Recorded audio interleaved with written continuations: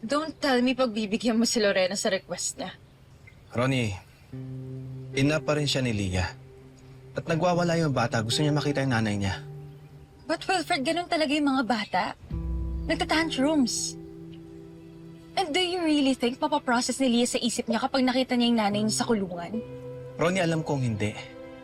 Pero mas mahirap na lalaki yung bata na may mga tanong na walang sagot. Mas maganda siguro na malaman niya yung totoo. Kahit paunti-unti.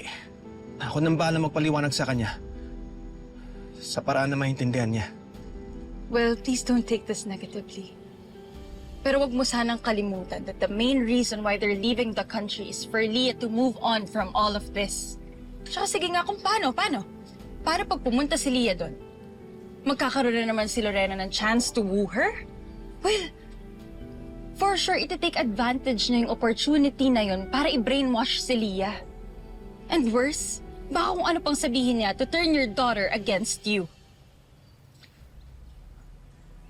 Ronnie, I don't think magagawa niya yun. She is not a good person, but she was a good mother to Leah.